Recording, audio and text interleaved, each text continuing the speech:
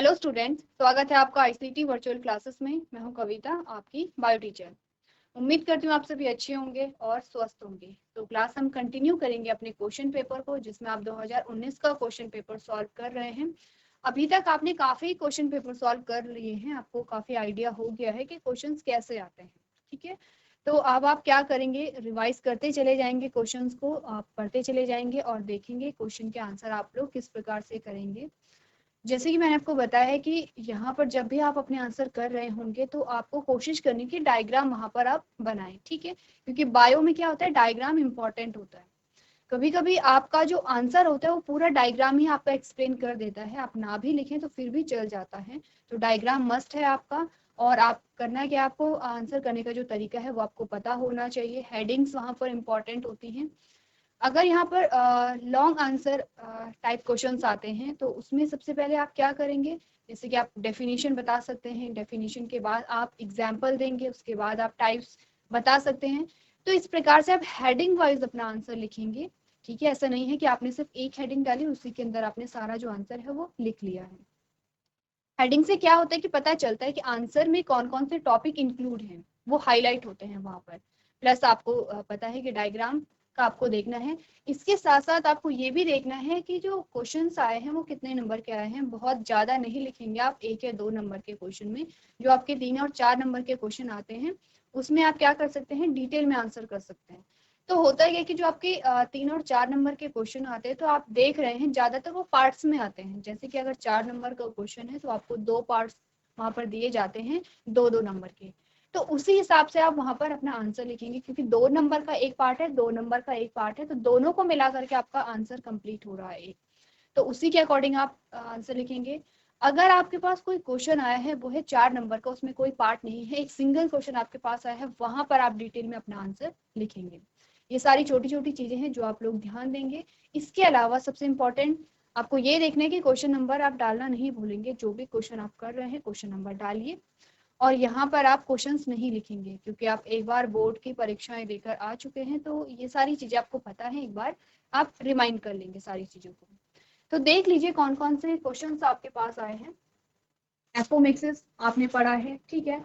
आपने पढ़ा है आरएनए पॉलीमरेज के बारे में। आपने बीटी टॉक्सिन के बारे में पढ़ा है। आपने पढ़ा है बायोडिग्रेडेबल और नॉन बायोडिग्रेडेबल वेस्ट के बारे में।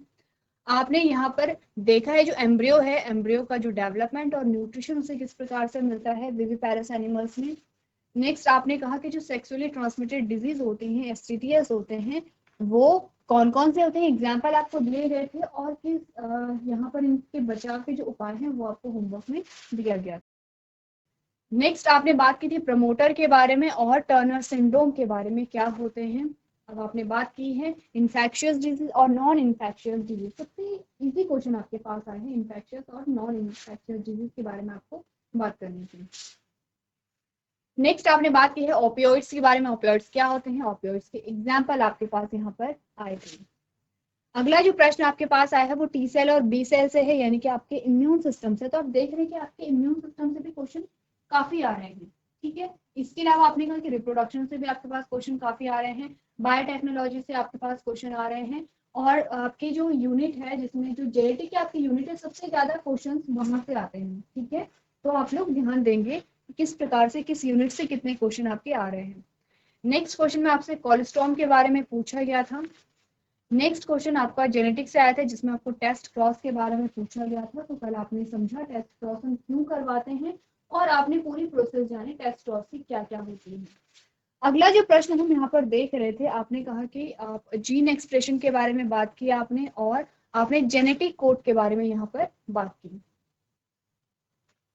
चलिए नेक्स्ट आपने बात की है ट्रांसजेनिक एनिमल्स क्या होते हैं, उनके कुछ एग्जाम्पल आपने यहाँ पर देखे हैं। अब हम बात कर रहे थे यहाँ पर प्लांट ब्रीडिंग के बारे में, ठीक है। प्लांट ब्रीडिंग के बारे में हमने बात की। हमने कहा कि देखिए जब भी प्लांट की बात आती है, हमने कहा कि जो हमारे भोजन का स्रोत है वो 2 स्रोत हमारे पास आते हैं, प्लांट और एनिमल है, जिसमें जो प्लांट्स होते हैं वो प्राइमरी है, वो मुख्य है। तो आपने कहा कि जो प्लांट्स होते हैं उनमें क्या है, आपको डिजायरेबल कैरेक्टर चाहिए। कैसे, देखिए आपने कहा कोई भी क्या है, कोई एक क्रॉप का एग्जाम्पल ले लीजिए, किसी एक फसल का एग्जाम्पल ले लीजिए, ठीक है। उस फसल की आपके पास अलग अलग वैरायटी आती है। जैसे कि आपने धान देखा होगा, धान के आपके पास अलग अलग वैरायटी आती है। ठीक है, जैसे कि आपने गेहूं देखा है तो गेहूं के आपके पास अलग अलग वैरायटी आती है। तो आपने कहा कि फॉर एग्जाम्पल हम धान का मान लेते हैं, आपने कहा इसकी दो वैरायटी आपके पास आई है। कौन कौन सी आई है? आपने कहा एक वैरायटी है ए और एक वैरायटी है आपके पास बी। ठीक है, अब देखिए इतनी बात तो आप जानते हैं कि हमें क्या है, जो यहाँ पर उत्पादन है, उत्पादन में हमें क्या है, बढ़ोतरी करनी पड़ेगी। क्यों करनी पड़ेगी? क्योंकि डे बाय डे जो हमारी जनसंख्या है, जो पॉपुलेशन है, वो इंक्रीज हो रही है। पॉपुलेशन इंक्रीज हो रही है, लेकिन जो यहाँ पर कृषि योग्य भूमि है वो उतनी ही रहेगी, बल्कि उससे कम भी हो रही है। ठीक है, तो हमें करना क्या पड़ेगा, हमें जितना एरिया हमारे पास है कृषि के लिए, उसी में हमें क्या करना पड़ेगा, जो वहां पर प्रोडक्शन है, प्रोडक्शन को बढ़ाना पड़ेगा, उत्पादन को बढ़ाना पड़ेगा। और इस प्रकार से बढ़ाना पड़ेगा कि जो यहाँ पर और चीजें हैं, आपके जो क्लाइमेट है उस पर कोई भी नुकसान ना पहुंचे। ठीक है, तो आपको क्वांटिटी भी बढ़ानी है, प्लस आप क्वालिटी पर भी ध्यान देंगे। ऐसा नहीं है कि आपने क्या है क्वालिटी पर ध्यान नहीं दिया है, आपने कहा क्वालिटी पर भी ध्यान दिया जाएगा, क्वांटिटी पर भी ध्यान दिया जाएगा। और इस प्रकार के से आप क्या करेंगे, उत्पादन में वृद्धि करेंगे कि जिससे कि जो आपकी मिट्टी है या जो नेचुरल आपकी जो चीजें हैं उन पर कोई भी नकारात्मक प्रभाव ना पड़े। फॉर एग्जाम्पल, छोटा सा एग्जाम्पल लेते हैं जो आप छोटी क्लासेस में पढ़ते हैं। आपने कहा आपको अगर क्या बढ़ाना है, आपको उत्पादन बढ़ाना है, तो आप मिन्योर और फर्टिलाइजर्स का यूज करते हैं, यानी कि खाद का यूज करते हैं आप। ठीक है, और उर्वरकों का यूज करते हैं। अब आपने कहा जो खाद होती है वो नेचुरल चीजों से बनती है, खाद आप कितनी भी ऐड कीजिए तो जो मिट्टी है, मिट्टी की गुणवत्ता पर कोई नकारात्मक प्रभाव नहीं पड़ेगा, बल्कि सकारात्मक ही प्रभाव पड़ेगा। उर्वरक जो होते हैं, फर्टिलाइजर्स जो होते हैं, वो केमिकल्स होते हैं जिन्हें आर्टिफिशियली बनाया जाता है। तो आपने कहा कि जब आपने फर्टिलाइजर्स को ऐड किया तो ये एकदम से तुरंत, यानी कि इंस्टेंट ग्रोथ आपको देखने को मिलती है, आपको बहुत ज्यादा प्रोडक्शन आपको देखने को मिलता है। लेकिन क्या होता है, कंटिन्यूअसली अगर आप फर्टिलाइजर्स का यूज कर रहे हैं और अधिक मात्रा में कर रहे हैं, तो धीरे धीरे ये सॉइल प्रोफाइल को क्या कर देता है, डिस्टर्ब कर देता है। जो यानी मिट्टी है, मिट्टी की जो उपजाऊ क्षमता है वो कम होने लगती है। ठीक है, तो यहाँ पर हो क्या रहा है कि आपको पहले पहले जो प्रोडक्शन है वो तो मिला, लेकिन आपके जो नेचुरल जो चीजें थी, जो मिट्टी थी, जो सॉइल थी, वही वहां पर डिस्टर्ब हो गई है। और आप देखते हैं कि धीरे धीरे वहां पर आप उत्पादन आपको नहीं मिल रहा है।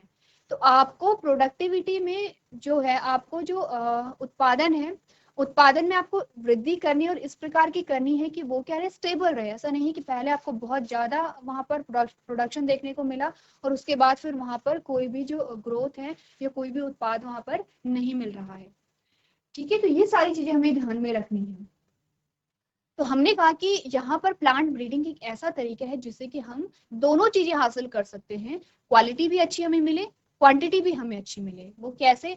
आपने कहा कि कोई भी फसल ले लीजिए, कोई भी क्रॉप ले लीजिए, उसके आप दो नस्लें हैं, ठीक है, ए और बी। वैरायटी आप समझते हैं, जैसे कि आपने चावल देखे, कुछ चावल कैसे होते हैं, छोटे होते हैं, कुछ लंबे होते हैं। ठीक है, कुछ में बहुत अच्छी खुशबू आती है। तो अलग अलग प्रकार के चावल आपने देखे, अलग अलग वैरायटी आपके पास आती है। और आप देखते हैं कि अलग अलग वैरायटी अलग अलग रीजन में भी उगाई जाती है। ठीक है, उनके लिए जो उनकी रिक्वायरमेंट होती है वो भी अलग अलग होती है। तो आपने कहा कि ए और बी आपके पास दो क्रॉप आती हैं। ठीक है, अब यहाँ पर जो ए था, जो ए था, इसकी जो उत्पादन क्षमता थी, इसका जो उत्पादन था वो आपको अधिक देखने को मिला, इसका उत्पादन अच्छा है।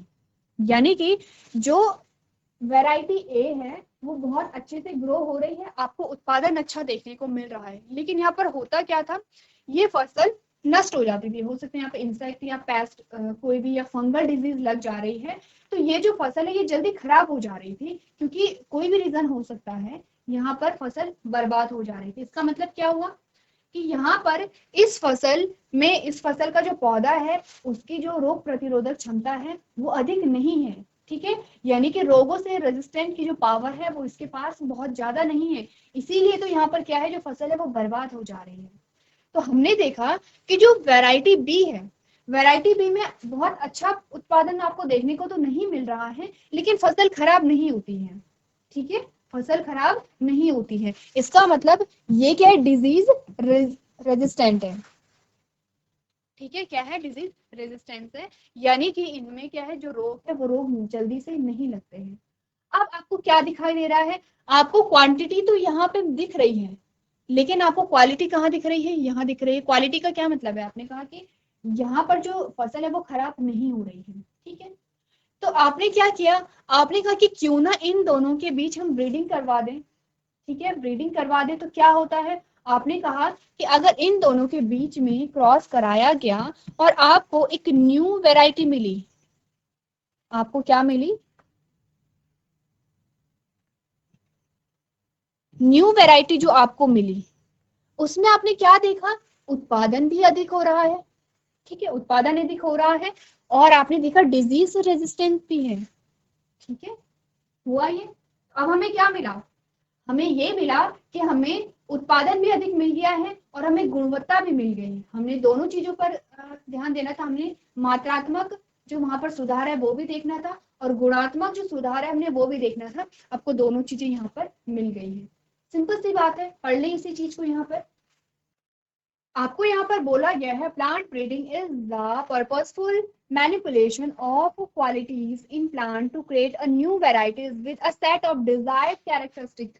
देखिए ध्यान दीजिए, शब्द जो है डिजायर्ड कैरेक्टरिस्टिक, डिजायर्ड कैरेक्टर का मतलब होता है वो गुण जो आपको चाहिए। जैसे कि आपने कहा कि वेराइटी ए का कौन सा गुण आपको चाहिए था, जो उत्पादन की जो उसकी क्षमता थी। फिर आपने कहा कि जो वेराइटी बी थी उसका आपको कौन सा गुण चाहिए था, जो डिजीज रेजिस्टेंस का जो गुण है वो आपको चाहिए था। तो जो दोनों जो कैरेक्टर थे वो आपके क्या थे, डिजायर्ड कैरेक्टर थे। तो आपने बोला कि पौधा प्रजनन वांछित विशेषताओं के एक सेट के साथ नई किस्मों को बनाने के लिए पौधों में गुणों का उद्देश्यपूर्ण हेरफेर है। हेरफेर का क्या मतलब आप समझे, आपने कहा आपने अलग अलग वैरायटी ली है, उनके बीच में आपने क्या कराया है, यहाँ पर ब्रीडिंग करवाई है, तो उसके बाद आपको जो नई वैरायटी मिली है उसमें क्या है, अब आपको दोनों कैरेक्टर मिल गए हैं।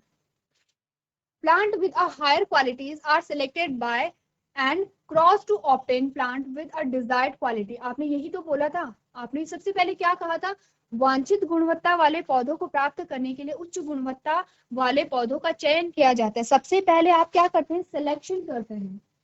आपने सबसे पहले सिलेक्शन किया, तो सिलेक्शन आपने ए और बी का किया था, ए और बी का आपने सिलेक्शन किया था।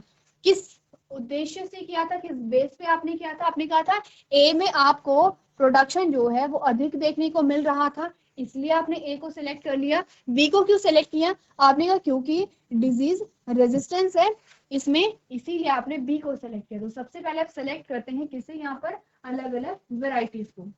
सेकेंड आपने क्या किया, this result in a plant population with a improved and desired trade. अब आपका क्या होगा, आपने कहा इसके परिणाम स्वरूप पौधों की आबादी बेहतर और वांछित गुणों के साथ सामने आती है।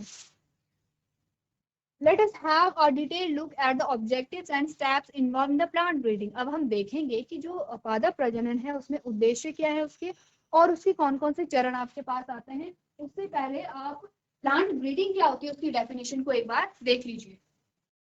चलिए तो अब देख लेते हैं, यहाँ पर आपके क्वेश्चन में आपसे क्या पूछा गया था, उद्देश्य पूछे गए थे, प्रजनन क्या है, आपको डेफिनेशन पूछी गई थी, और उसके कोई दो उद्देश्य आपको पूछे गए थे, ठीक है।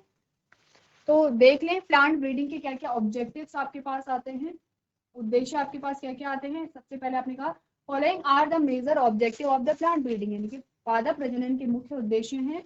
To increase the crop yield, सबसे पहले तो आपके पास ये कि पैदावार बढ़ाना, प्रोडक्शन बढ़ाना, उत्पादन बढ़ाना, सबसे पहला जो उद्देश्य है वो हमारा ये है। सेकेंड उद्देश्य क्या आता है, to raise plant with a desired characteristic, वांछित विशेषताओं वाले पौधों को उगाना। वांछित विशेषताएं क्या होती हैं, जैसे कि आपने कहा कि जो फसल है वो जल्दी खराब ना हो, ठीक है, जो फसल है वो यहाँ पर क्लाइमेटिक चेंजेस जो होते हैं उनके अनुसार खुद को ढाल दे। अगर यहाँ पर तापमान अधिक है तो उसे भी टॉलरेट कर दे, कम है तो उसे भी टॉलरेट कर दे। आपने कहा कि यहाँ पर क्या है, पानी की बहुत अधिकता हो गई है तो भी उसे टॉलरेट कर दे। तीसरा आपने क्या बोला, to develop are disease resistant crop, आपने कहा रोग प्रतिरोधक फसल विकसित करना। फर्स्ट और थर्ड सबसे पहले यह इंपॉर्टेंट है आपके पास, ठीक है। नेक्स्ट आपने कहा to develop a plant that can tolerate extreme environmental stress, यानी कि ऐसे पौधे विकसित करना जो अत्यधिक पर्यावरणीय तनाव को सहन कर सके। अब देखिए ये सारे ही जो उद्देश्य हैं वो सारे ही इंपॉर्टेंट है, लेकिन अगर आपसे पूछा जाए सबसे इंपॉर्टेंट है आपने कहा प्रोडक्शन, और दूसरा आपने कहा क्वालिटी, ठीक है। अब आपका जो लास्ट ऑप्शन कह रहा है वो ये है कि ऐसे पौधे विकसित करना जो अत्यधिक पर्यावरणीय तनाव को सहन कर सके। पर्यावरणीय तनाव क्या होता है, अभी मैंने आपको एग्जांपल दिया है, आपने कहा कि आपके पर्यावरण में चेंजेस आते रहते हैं, ठीक है।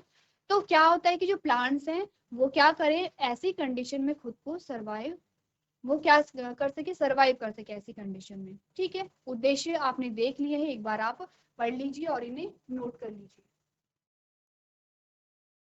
चलिए तो नेक्स्ट क्वेश्चन देख लेते हैं। जो अगला प्रश्न आपके पास आता है उसमें आपसे पूछा गया है हर्शे व चेस के प्रयोगों का उल्लेख कीजिए जिसमें उन्होंने सिद्ध किया था कि डीएनए ही आनुवंशिक पदार्थ है। यानी कि mention Hershey and chess experiment in which they prove that DNA is only genetic material.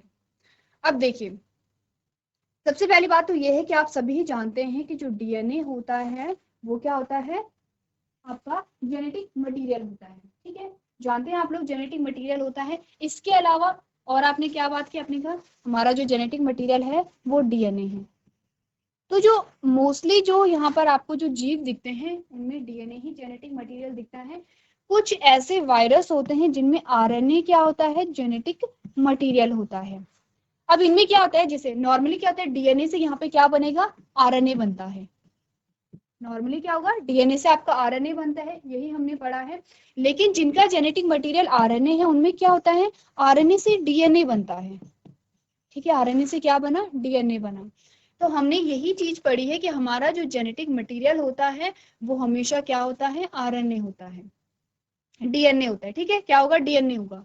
RNA किसका होता है, आपने कहा कुछ वायरस होते हैं उनका जो जेनेटिक मटेरियल होता है वो यहाँ पर क्या होता है, आरएनए होगा, और अदरवाइज जो जेनेटिक मटेरियल है वो डीएनए है।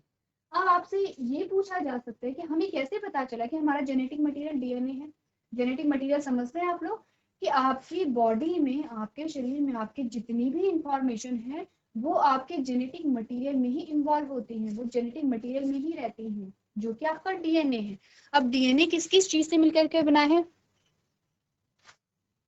अगर मैं आपसे क्वेश्चन करूं कि डीएनए किस किस चीज से मिलकर के बना है तो क्या चीजें आपने पढ़ी थी, सबसे पहले आपने बात की थी यहाँ पर किसकी, शुगर की। सबसे पहले हमने कहा कि यहाँ पर क्या पाई जाती है, शुगर पाई जाती है। कौन सी शुगर पाई जाती है, तो अगर आपको डीएनए की फुल फॉर्म पता है तो आप जानते हैं यहाँ पर कौन सी शुगर पाई जाएगी, आपने कहा पेंटोज शुगर पाई जाती है। पेंटोज शुगर पाई जाती है क्योंकि आपने कहा डीऑक्सीराइबो न्यूक्लिक एसिड आप कह रहे हैं। ठीक है, तो आपने कहा कि एक तो यहाँ पर शुगर पाई जाएगी, इसके अलावा यहाँ पर क्या पाए जाएंगे, आपने कहा फॉस्फेट ग्रुप पाया जाएगा। ठीक है, तो क्या क्या चीजें हमने बोली, हमने कहा शुगर है, फॉस्फेट ग्रुप है और नाइट्रोजनस बेस है। ठीक है, नाइट्रोजनस बेस में आप पढ़ते हैं किसके बारे में, फ्यूरीन और पिरिमिडीन के बारे में। फ्यूरीन हो गया है और पिरिमिडीन हो गया है।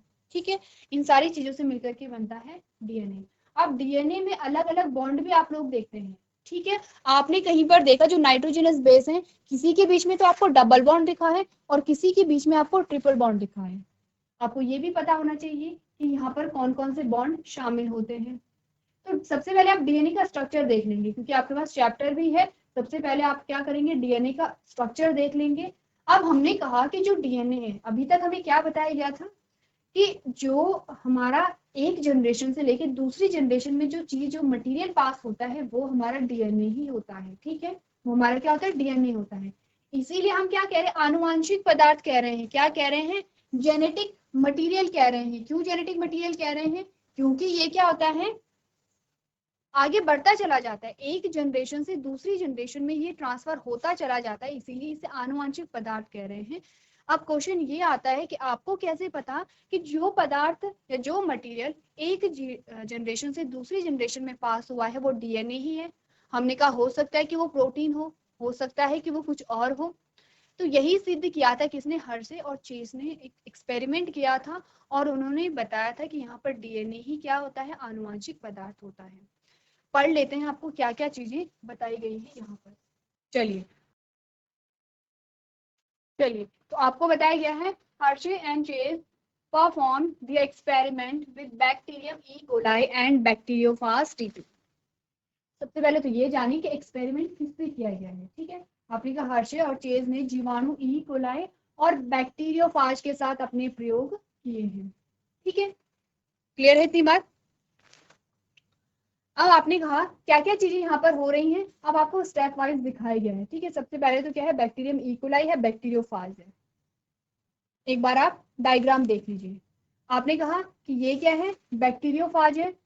जिसमें आपने कहा कि रेडियो एक्टिव सल्फर यहाँ पर होगा, जिसमें प्रोटीन कैप्सूल है, और इसमें रेडियो एक्टिव फॉस्फोरस होगा, जिसमें क्या है, लेबल डीएनए है। ठीक है, तो ये आपका क्या है, बैक्टीरियोफाज है। क्लियर है। और यहाँ पर इस प्रकार से आप क्या करेंगे, अपने जो एक्सपेरिमेंट को, जब भी आपके पास क्वेश्चन आएगा, आप ये वाला जो डायग्राम है वो जरूर बनाएंगे। अभी हम डिस्कस करेंगे कि यहाँ पर किस प्रकार से आपको डायग्राम दिखाया गया है। चलिए, ये आपका क्या है, बैक्टीरिया में। ठीक है, ये आपका बैक्टीरिया होगा, वो आपका बैक्टीरियोफाज है। अब क्या क्या यहाँ पर हो रहा है आप देखिए, स्टेप वाइज देखिए। सबसे पहले हमने क्या किया, the bacteriophage which has DNA and a protein code attached to the bacteria and transfer its genetic material into the bacterial cell। आप देखिए क्या होता है। आपने कहा, आपने क्या किया, बैक्टीरिया को लिया है। ठीक है, दो बैक्टीरिया आपने ले लिए हैं, ये बैक्टीरिया है और ये आपका बैक्टीरियोफाज है। तो आप क्या कर रहे हैं, एक्सपेरिमेंट कर रहे हैं दो अलग अलग चीजों को लेकर के। हमने कहा हो सकता है प्रोटीन जेनेटिक मटेरियल हो सकता है डीएनए ना हो बल्कि प्रोटीन हो। तो हमने क्या किया है, यहाँ पर जो बैक्टीरियोफाज है उसमें हमने क्या किया कि एक में तो प्रोटीन कैप्सूल होगा, एक में हमने क्या किया, प्रोटीन कैप्सूल को इंसर्ट किया है, और एक में क्या होगा, लेबल्ड डीएनए होगा। ठीक है, एक में हमने डीएनए डाला और एक में हमने प्रोटीन डाला। अब सिंपल से अगर मैं आपको इन जनरल एक आइडिया दे दूं कि क्या हो रहा है, तो आपने कहा कि ये बैक्टीरियोफाज क्या होगा, अटैक करेगा बैक्टीरियल सेल पे, अटैक करेगा। और जब अटैक करेगा तो इसका क्या गुण होता है, ये अपने जेनेटिक मटेरियल को, यानी कि इसमें इसके अंदर जो जेनेटिक मटेरियल होगा वो क्या करेगा, इसमें पास करेगा पास। ठीक है, तो यहाँ पर हमें यही देखना है कि जो जेनेटिक मटेरियल पास हुआ है वो प्रोटीन हुआ है या फिर वो यहाँ पर क्या हुआ है, डीएनए हुआ है। तो पहले ही स्टेप में आपको ये बताया गया है कि बैक्टीरियोफेज जिसमें एक डीएनए और एक प्रोटीन कोड होता है, बैक्टीरिया से जुड़ जाता है और अपनी आनुवंशिक सामग्री को बैक्टीरिया कोशिका में स्थानांतरित कर देता है। दो आपने बैक्टीरियोफाज ले लिए हैं, दो आपने क्या ले लिए हैं, बैक्टीरिया ले लिए हैं। ठीक है, इस एक में आपने क्या किया, प्रोटीन कैप्सूल को डाल दिया है, एक में आपने डीएनए को डाल दिया है। अब आपको ये पता है कि बैक्टीरियोफाज उस बैक्टीरियल सेल पे अटैक करेगा। ठीक है, और अटैक करेगा तो अपना जेनेटिक मटेरियल वहां पर क्या करता है, ट्रांसफर करता है। ऐसा नहीं होता कि पूरा बैक्टीरियोफाज यहाँ पर सेल के अंदर चला जाता है, ऐसा नहीं होता है। ये सिर्फ अपना जेनेटिक मटेरियल यहाँ पर पास करता है और यही जेनेटिक मटेरियल फिर क्या करता है, रैपिडली डिवाइड करता है और क्या करेगा, वहां पर अपनी मात्रा में वृद्धि करेगा।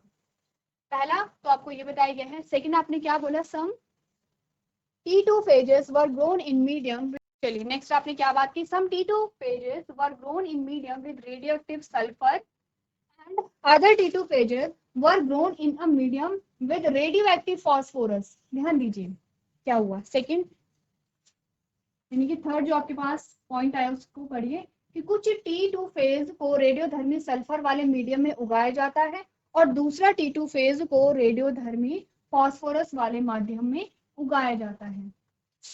अब यहाँ पर क्या हुआ है, आप देखिए यहाँ पर क्या हुआ है कि यहाँ पर आपने कहा कि एक जो T2 फेज वाला था उसे आपने कहा ग्रो कराया है, रेडियो एक्टिव सल्फर वाले मीडियम में, रेडियो एक्टिव सल्फर प्लस किसमें, दूसरे को किसमें ग्रो कराया, आपने कहा रेडियो एक्टिव फॉस्फोरस में। ठीक है, तो आपने कहा कि जो सल्फर होगा, जो प्रोटीन होगा, उसे आपने क्या किया, जिस बैक्टीरियोफाज में अपनी प्रोटीन कैप्सूल थी उसे आपने रेडियो एक्टिव सल्फर में ग्रो कराया है। चलिए, तो नेक्स्ट हमने क्या बात की, हमने कहा some T2 phages were grown in medium with radioactive sulfur। आपने क्या किया, जो यहाँ पर बैक्टीरियोफाज आपके पास आया था, एक को तो आपने रेडियो एक्टिव सल्फर में ग्रो कराया है, किसे कराया होगा, जो जिसमें कि आपने प्रोटीन कैप्सूल डाली थी, दूसरे को आपने रेडियो एक्टिव फॉस्फोरस में ग्रो कराया है। तो आपसे क्वेश्चन क्या आएगा कि रेडियो एक्टिव फॉस्फोरस में क्यों आपने ग्रो कराया है डीएनए को, या फिर रेडियो एक्टिव सल्फर में क्यों आपने ग्रो कराया है उस बैक्टीरियोफाज को जिसमें कि प्रोटीन था। क्योंकि आप ये जानते हैं कि फॉस्फोरस किसका पार्ट होता है, अभी हमने डीएनए का जब कंपोजिशन देखा था कि डीएनए किस किस चीज से मिलकर बना है, तो आपने कहा था फॉस्फोरस ग्रुप भी वहां पर क्या होता है, प्रेजेंट होता है। ठीक है, नेक्स्ट आपने क्या किया, the T2 in sulfur medium contain radioactive protein because the DNA does not contain sulfur, whereas the T2 phase in phosphorus medium contain radioactive DNA because the protein code does not contain phosphorus। अब समझ आया आपको, आपने कहा जो T2 में जो यहाँ पर सल्फर माध्यम में रेडियोधर्मी प्रोटीन होता है क्योंकि डीएनए में सल्फर नहीं होता है। और T2 फेज में आपने कहा फॉस्फोरस माध्यम में रेडियोधर्मी डीएनए होता है क्योंकि प्रोटीन कोट में फॉस्फोरस नहीं होता है। तो क्या होगा, प्रोटीन में फॉस्फोरस नहीं होता है और डीएनए में सल्फर नहीं होगा। ठीक है, नेक्स्ट आपने क्या बात की, आपने कहा था radio active phase then attached to the E. coli after infection progress the virus were separated by a centrifugation। आपने कहा कि क्या होगा फिर, E. coli से संक्रमित T2 फेज रेडियोधर्मी डीएनए था, वह रेडियोधर्मी, यह दर्शाता है कि डीएनए, अच्छा इससे पहले वाला जो पॉइंट है वो ये है, रेडियोधर्मी फेज फिर ई कोलाई से जुड़ जाते हैं। संक्रमण बढ़ने के बाद वायरस को सेंट्रीफ्यूगेशन के द्वारा अलग किया जाता है। नेक्स्ट में आपने क्या देखा, the E coli infected by a T2 phase with had a radioactive DNA were also radioactive, indicating that the DNA was the material that passed from the virus to the bacteria। Last वाला point आपको कह रहा है, the bacteria that had been infected by the virus with a radioactive protein code was not a radioactive, that is the protein had not entered the bacteria, thus proving the DNA was a genetic material that is passed from virus to bacteria। अब क्या चीजें हुई है, एक बार आप diagram को देखिए, आपको समझ आ जाएगा। आपने कहा आपके पास है बैक्टीरियोफाज, एक ये है और एक ये है, आपके पास है बैक्टीरियल सेल। ठीक है, ये बैक्टीरियल सेल आपके पास आ गई है। अब आपने क्या किया, जो बैक्टीरियोफाज था उसमें आपने रेडियो एक्टिव सल्फर को क्या किया है, यहाँ पर आपने क्या, प्रोटीन कैप्सूल था, इसमें क्या है, प्रोटीन कैप्सूल है और इसमें क्या है, डीएनए है। इस वाले में क्या होगा, डीएनए है और इस वाले में क्या होगा, प्रोटीन है। ठीक है, अब आपने क्या किया कि इसमें जो प्रोटीन था उसे आपने रेडियो एक्टिव सल्फर मीडियम में रखा है। किसमें रखा है, रेडियो एक्टिव सल्फर मीडियम में रखा है। और इसमें जिस बैक्टीरियोफाज में डीएनए था उसे आपने रेडियो एक्टिव फॉस्फोरस मीडियम में रखा है। ठीक है, क्लियर है बात। उसके बाद क्या हुआ, आप ये जो बैक्टीरियोफाज है आपने क्या किया, इन दोनों को कांटेक्ट में यहाँ पर लाया और अब क्या करेगा, बैक्टीरियोफाज क्या करेगा, बैक्टीरिया सेल को क्या करेगा, इन्फेक्ट करेगा। इन्फेक्ट कैसे करेगा, अपना जो जेनेटिक मटेरियल है वो इस सेल में पास कर देगा। ठीक है, अब जब आपने यहाँ पर क्या देखा, यहाँ पर जो जेनेटिक मटेरियल है वो पास हो गया है। उसके बाद आपने जब चेक किया तो आपने क्या देखा, no radioactive sulphur detected in cell plus radioactive sulphur detected in super 10। और इसमें आपने देखा radioactive phosphorus detected in cells and no radioactivity detected in super 10। तो जब आपने सेल को देखा तो आपको रेडियो एक्टिविटी इस सेल में देखने को मिली। क्यों देखने को मिली, क्योंकि आपने कहा सिर्फ जेनेटिक मटेरियल पास होता है और सिर्फ जेनेटिक मटेरियल अगर पास होता है तो क्या हुआ होगा, जब यहाँ पर रेडियो एक्टिव सल्फर मीडियम में इसे रखा गया तो प्रोटीन जो कैप्सूल थी वो भी रेडियो एक्टिविटी का गुण उसमें आ गया। और जब डीएनए वाले बैक्टीरियोफाज को रेडियो एक्टिव फॉस्फोरस में रखा गया तो डीएनए में भी क्या है, अब रेडियो एक्टिविटी का कैरेक्टर आ गया। क्योंकि प्रोटीन पास नहीं हुआ है इसीलिए इस सेल में आपको रेडियो एक्टिविटी देखने को नहीं मिली, और क्योंकि डीएनए यहाँ पर पास हुआ है इसीलिए आपको यहाँ पर रेडियो एक्टिविटी देखने को मिली, जिससे प्रूव होता है कि जो डीएनए है वही एक जनरेशन से दूसरी जनरेशन में पास हो रहा है। क्लियर है इतनी बात। एक बार आप क्या करेंगे, डायग्राम बनाएंगे और घर पे एक बार रिवाइज कर लेंगे कि जो चीजें हो रही हैं वो किस प्रकार से हो रही हैं। तो मैंने आपको बताया है कि इस क्वेश्चन में जो डायग्राम है वो मस्ट है, इंपॉर्टेंट है, आप लिखेंगे भी लेकिन आप डायग्राम भी यहाँ पर बनाएंगे। तो इस प्रकार से आप अपने क्वेश्चन को पूरा करेंगे यहाँ पर। तो आपको जो भी क्वेश्चन कराए गए हैं वो आप घर पे रिवाइज करते रहेंगे। इस प्रकार के जो प्रश्न आपके पास आते हैं वो एक बार घर पे आप फिर से पढ़ लेंगे। तो आज के सेशन में हम इतना ही करेंगे। अभी तक क्लास में बने रहने के लिए आपका धन्यवाद।